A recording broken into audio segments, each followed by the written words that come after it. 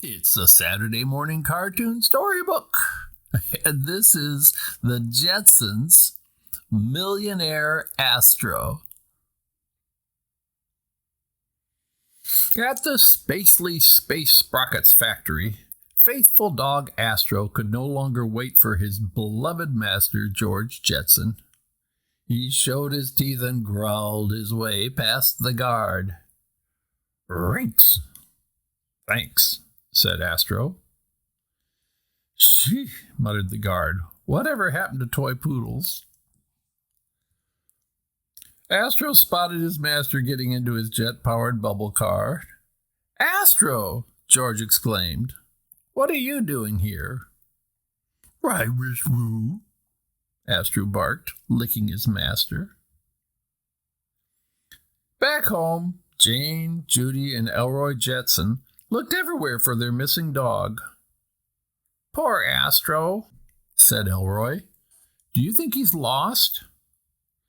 "I certainly hope not. Your dad will be heartbroken," said Jane Jetson. "I don't know how we could break the news to him." When they returned home, George and Astro found an anxious family waiting for them. "It's him!" shouted Jane. "Hooray!" yelled Judy.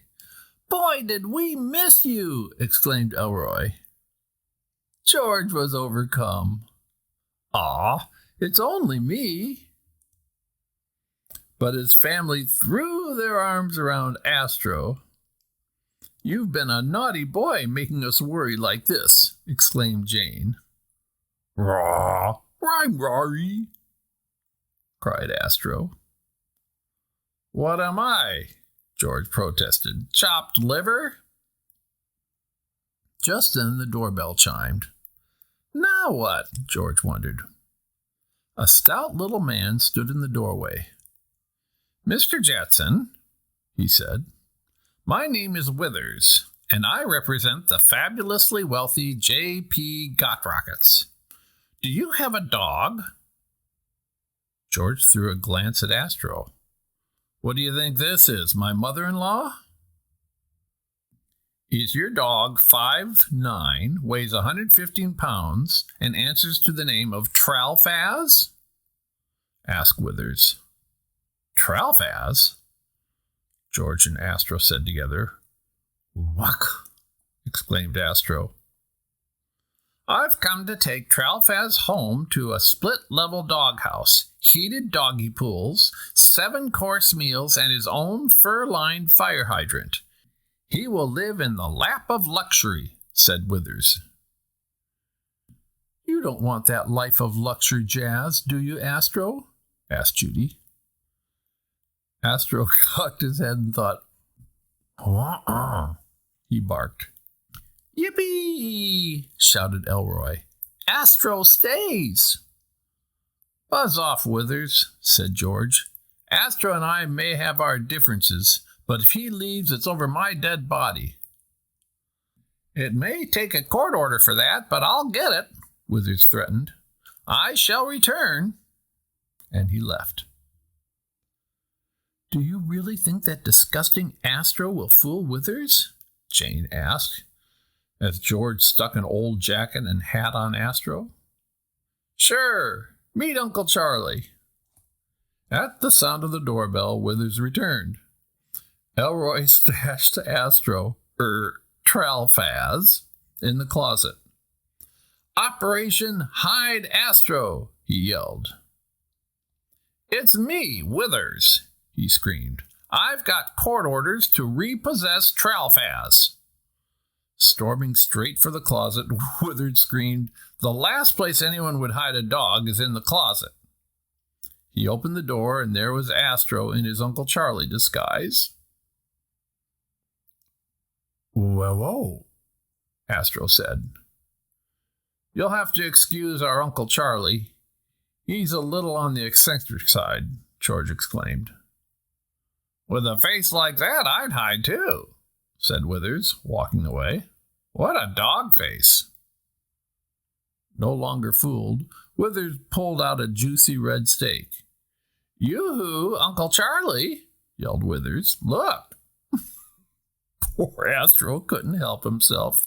He dashed from the closet to the stake and pounced on top of Withers. "You belong to Got Rockets," said Withers. "I'll see you in court. Here's your summons." At the courthouse, the Jetsons were hopeful. "Hear ye, hear ye. This court is in session in the case of J.P. Got Rockets versus the Jetsons." "We better win, Withers," whispered Got Rockets, "or you'll be looking for a new job." The judge refused to let Astro speak for himself, just because he was a dog. So Withers won his case, and poor Astro, that is, Tralfaz, said tearful goodbyes to the Jetsons. "We'll visit you every chance we get," Elroy promised. "Sorry, old pal, I did my best," exclaimed George. Astro just sat and cried. Tralfaz had everything a dog could want. A private doghouse, the finest food. But he was not happy. Well, he did like his daily romp with Got Rockets. "Down, boy!" yelled Got Rockets, as Astro chased him. "Youch! That's the 6th pair of pants you've ruined this week." The only other thing that made Astro happy was a visit from the Jetsons.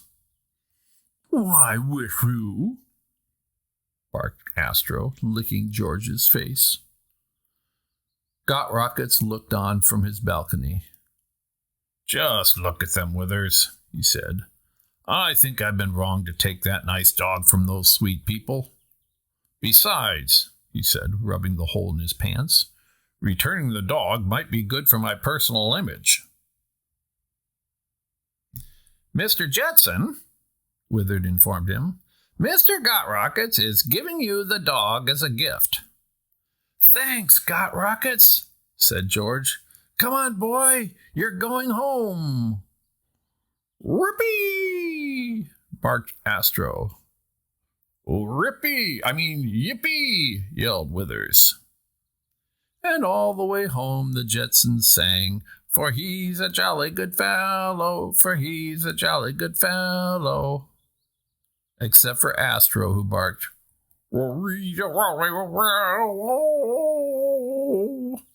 which nobody can deny.